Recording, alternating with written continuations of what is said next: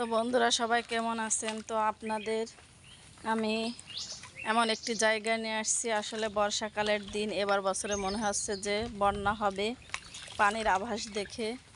যে আমাদের বাড়ি যেহেতু একটু কি বলবো মাঠের দিকে, তারপরও বাড়ির চারপাশ দিয়ে পানি হয়ে গেছে। তো বাড়িটা হচ্ছে এই যে পাশে, ওই পাশে বাড়ি। তো এই যে বাড়ির পুকুরের পাশে দেখেন এই যে মাঠের পানি চলে আসছে, বন্যার পানি, বিলের পানি। দেখেন এই যে পুরা বাড়ির পাশ দিয়ে, চারিপাশ দিয়ে যে পানি আসছে। তো আরও একটু দেখানোর চেষ্টা করতেছি দূরের পানি। এখানে পানির ভিতরে আমি আসি, এই যে আমাদের বাগানে, মানে এটা হচ্ছে আমাদের পুকুরের পাশে, পানির ভিতর দিয়ে হাঁটতেছি। আর দূরে ওদিকে পুরা বিলে পানি হয়ে গেছে, ওদিকে আর কি পাট কেটে। তো বন্ধুরা এই দেখেন পুরো বন্যায় ভেসে গেছে পানিতে। এই যে আমাদের মাঠের ভিতরে পানি। আসলে এপাশে তাল গাছের জন্য আর এদিকে ক্যামেরাটা ভালো করে ধরতে পারতেছি না। চারপাশ দিয়ে যেতে যে পাট গাছ, আর দূরে দেখতে পারতেছেন ওদিকে পাট জাগ দিয়ে পাট বাঁচতেছে কৃষকরা। তো এই যে পুরো বন্যা হয়ে গেছে। আর এদিকে এই যে হচ্ছে বাড়ির পাশে পানি, একবারেও বাড়ির সাথে এই পানি চলে আসছে।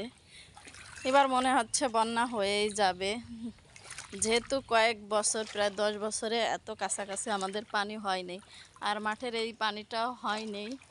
তো এবার দেখতেছি পুরো পানিতে ভেসে যাচ্ছে। আর একটা জিনিস দেখাবো, সেটা হচ্ছে এই আমাদের পুকুরে যেহেতু মাছ চাষ করা হচ্ছে, এই পানি আর একটু কাছাকাছি গেলে পুকুর ভেসে যাবে। তো পুকুরটাকে ঘেরাও করা হচ্ছে, সেটা আপনাদের দেখানোর চেষ্টা করতেছি। তো বন্ধুরা আপনাদের দেখাবো যে আমরা পুকুরে মাছ চাষ করছিলাম, মাছগুলো এই পানিতে ভেসে যাবে। এই কারণে পুকুরের চারপাশটা অবশ্যই নেট দিয়ে ঘেরাও করতেছি। বৃষ্টি এসে গেছে, তো পানির ভিতরে আমি, আর আমার প্রচুর ভয় লাগে সাপের, এই কারণে পানিতে নামি না। আর যেহেতু বন্যার পানি, সাপ কোপ থাকতেই পারে, স্বাভাবিক।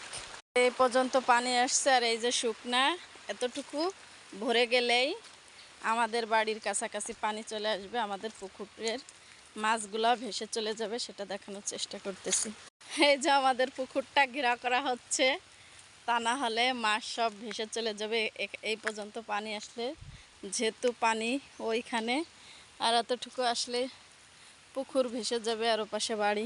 এই যে পুকুরও ভরে গিয়েছে, পুকুর ভরা পানি, পুরো পুকুর ভরে গিয়েছে। আর এদিকে যে নেট দিয়ে ঘেরার চেষ্টা চলতেছে। পুকুরের পানি তো পুরো পুকুর ভরে গেছে।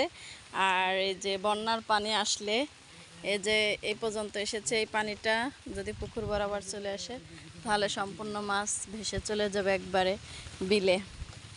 তো এখানে আমরা নেট দিয়ে ঘেরাও করে দিচ্ছি, যাতে মাছগুলো যেতে না পারে।